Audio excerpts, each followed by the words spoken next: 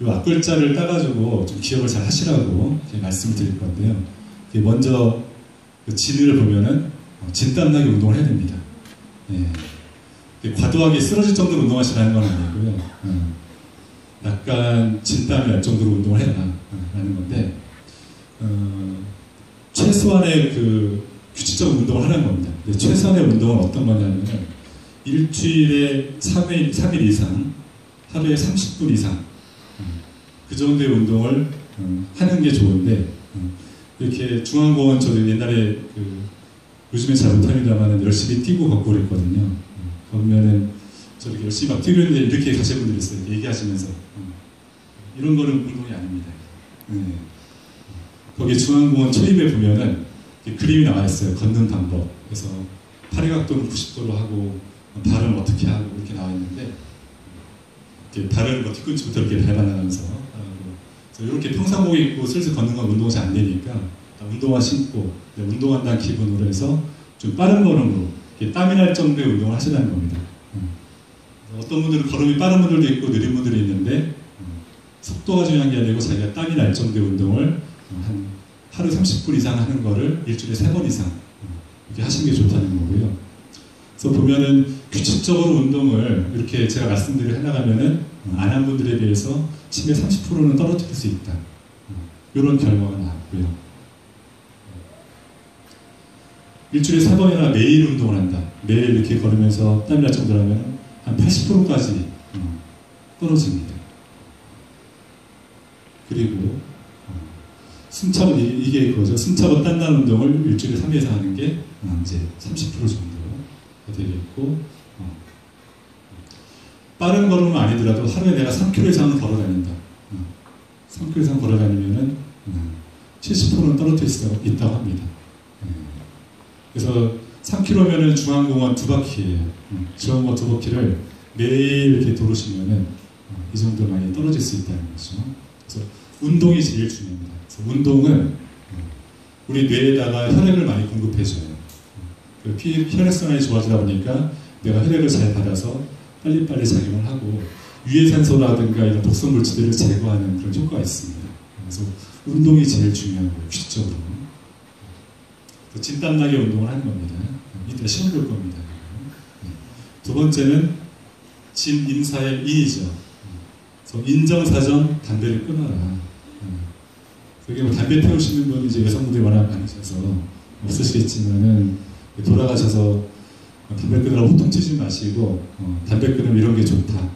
담배 끊으면 이런 걸 잘 해주겠다. 이렇게 잘 구슬러서 주변에 계시는 담배를 끊도록 하시는데, 담배는 뇌 자체에다가 이제 그 혈관에 문제가 생기기도 하고요. 독성 물질도 많이 생기게 되고 여러 가지 안 좋죠. 그래서 흡연을 30년 동안 한 사람과 아닌 사람을 비교해 보니까 흡연한 사람이 250%, 그러니까 2배 반이 더 많이 생기는 거죠. 담배는 꼭 끊어야 되는 그런 물질이고요. 진인 다음에 사입니다. 사는 사회활동을 많이 하는 겁니다. 사회활동을 하는 거는 두 가지 의미가 있어요. 뭐 여러 가지가 있죠. 일단 사회활동을 많이 움직이게 됩니다. 그래서 운동을 많이 하게 되는 거고, 사람을 만나서 얘기하다 보니까 스트레스를 덜 받습니다. 그리고 우울증이 덜 오고요.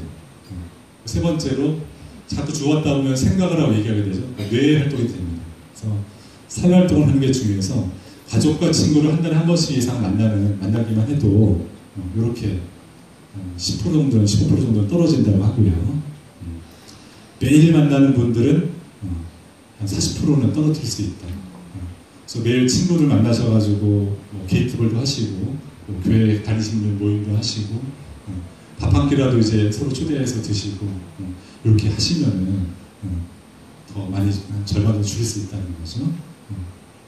다양한 사회활동에는 이런 게 있죠. 친목단체도 있고 스포츠 클럽도 있고 이제 종교활동도 있고 아니면은 뭐 이제 그게 아니라 영화도 가서 보러 가시고 요즘에는 부천시가 또 이제 문화도시 아닙니까? 좀 있으면은 판타스틱 영화제도 하는데 영화제도 한번 가보시고 이런 것들을 자꾸 하시고 또 정원을 가꾸거나 뜨개질 하는 이런 개인 활동들을 이런 거를 자주 하시는 게 좋고요. 그래서 복지원 같은 데 이렇게 다니시면서 사람도 사귀고 또 이제 이런 거기는 보니까 건강 강좌를 되게 많이 하더라고요. 그래서 그런 강좌도 많이 들으시고 그런 되게 도움이 많이 되고요. 진인사 대천명의 이제 대입니다. 대는 대뇌 활동을 많이 하는 겁니다. 그러니까 머리를 많이 쓰라는 거예요. 아까 말씀드렸지만은 저항력 자체가 치매의 원인이 됩니다. 그래서 우리 어르신들 예전에 정말 이렇게 먹고 살기 힘드시고 또 시골에서 특히 시골에서 딸들은 교육 안 시켰잖아요. 아들 교육시켜야 되고 딸들 공부하면은 뭐 도발하신다 그래가지고 그러시는 분들 많은데 실제는 그게 별로 안 좋다는 거죠. 공부를 많이 하고 그래서 뇌를 많이 쓰는 게 치매가 좋다는 겁니다. 그래서 매일 신문 같은 거를 정독하면 제일 좋고 중요한 하이라이트라도 잘 보고 관심 있는 컬럼도 읽어보고 이런 걸 하거나 잡지를 잘 보시고 책을 많이 읽고 이렇게 하시면은 안 그런 분에 비해서 또 많이 떨어질 수가 있고요. 그 외에 일기를 쓰는 것 또는 퍼즐 맞추는 것도 되게 좋은 퍼즐에 보면은 이게 형태도 잘 익혀야 되고요. 그 색깔 같은 거 잘 구분해야 되고 쉽지가 않습니다. 그런 것들도 맞추게 되고 컴퓨터 악기 배우는 거 그리고 텔레비전을 이렇게 보는 건 텔레비전 너무 수동적이어서 오히려 적당히 보는 거는 굉장히 즐거움을 주겠지만은 하루 종일 텔레비 보시는 어르신이 굉장히 많으시거든요. 그게 굉장히 뇌에 안 좋습니다. 그래서 이런 걸 하다 보니까 제가 보기에는 제일 좋은 대뇌 운동은 외국어를 배우는 거더라고요. 언어를 배우려면 언어를 배우려면 사람 만나서 배워야 돼요. 어디 나가서 배워야 되고 그 사람과 얘기해봐야 되고 또 자꾸 외워야 되고 근데 언어 공부가 어떤 목적이 없으면 하기가 어렵죠. 그래서 그만큼 이렇게 언어 공부를 하는 것만큼 외국 공부를 하는 것만큼의 뇌를 많이 쓰면은 도움이 된다는 의미에서 좀 말씀드렸습니다. 세 번째 이제 적당한 음주인데요. 그렇다고 해서 술 문제가 있는 분들이 술 마셔야 된다는 건 아니에요.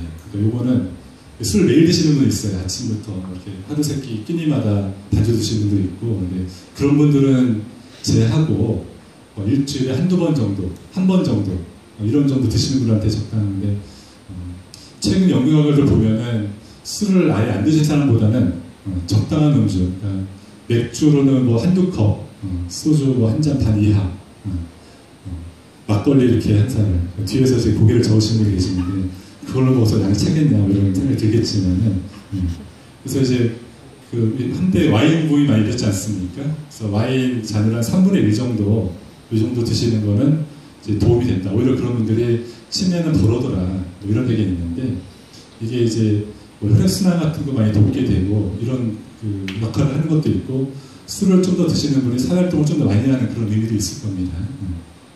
근데 이제 그래서 아주 적당한 음주를 해야 되는 거여서 요거는 그렇게 술이 안 드시는 것보다는 드시는 게 나은 거 얼른 드세요 이렇게 권하기는 못하지만 이 정도로 알고 계시고 술을 많이 드시는 분한테 권할 내용이죠. 그 다음에 이제 대천명입니다. 명을 연장하는 식사를 하잖아. 나와 있는데 과일하고 야채를 매일 과일이나 야채 매일 섭취하면은 한 30%는 뇌가 건강해진다. 두 번째 보면은 뇌에 좋은 음식이 어떤 것들이 있냐면은 등푸른 생선. 제가 이걸 말씀드릴게요. 이 음식에 있어서는 콜레스테롤 같은 기름기가 중요합니다. 기름기가 중요한데 그 지방분에는 좋은 지방이 있고 나쁜 지방이 있어요. 그래서 여러분이 약국에서 살 수 있는 오메가3라고 하는 게 흔히 말하는 이제 좋은 지방이고 오메가 6번, 오메가 6가 나쁜 지방인데 그렇다면 오메가3가 많은 음식을 좀 드시는 게 좋겠죠. 약으로 드시는 것보다 음식을 드시는 게 좋습니다. 지금은 영양 부족보다는 영양 과잉의 시대이기 때문에 가능한 기름기 더 적게 드시는 게 좋은데 그래서 보면 이제 흔히 말 육고기, 뭐 돼지고기, 소고기 이런 것들은 좀 적당히 드시고 식생활의 중심을 생선의 그 생선 그 비늘에 있는 그 지방산이 좀 좋은 지방입니다. 그래서 그런 거를 많이 드시고 그리고 또 이제 오메가3가 많은 게 견과류예요. 그래서 요즘에는 뭐 하루 불어미에서 이렇게 봉지에도 나오곤 하는데 그래서 뭔가 배고프고 뭔가 간식이 필요할 때 견과류 같은 걸로 좀 이렇게 드시도록 하시는 게 좋습니다. 그 외에는 우유 같은 거는 이제 신체를 건강하기 때문에 하루에 하나씩 드시는 게 좋겠고, 물은 하루에 한 6컵 이상, 한 2리터 정도까지 좋다고 하는데요. 그래서 물을 많이 드시는 게 생체의 대사를 많이 도와줍니다. 그 녹차 같은 거는 이제 카테킨이나 성분이 있어서 그게 치매 예방에 도움이 된다고 하는데요.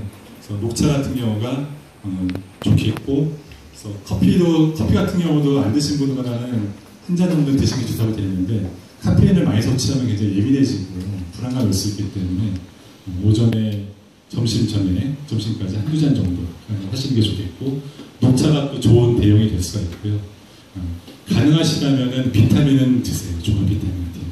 그래서 비타민은 이제 항산화 효과가 있어가지고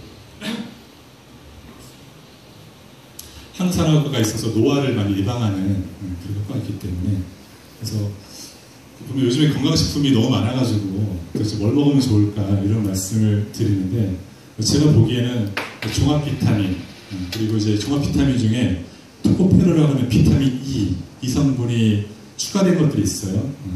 그런 거를 좀 드신다든가, 거기다가 이제 오메가3 정도까지는 드시는 게 좋겠고, 그 외 것들은 이제 너무 많이 다 좋다고 다 드시지 마시고, 또 가격도 굉장히 비싸더라고요. 그래서 잘 선별해서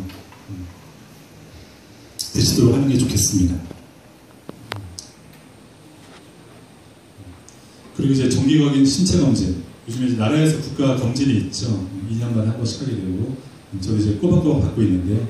그래서 이제 이런 고혈압, 당뇨, 고지혈증, 또 그 외에 치매 원인이 될 수 있는 위험 요인들을 조기에 잘 검진해서 치료받도록 하셔야겠고요. 네.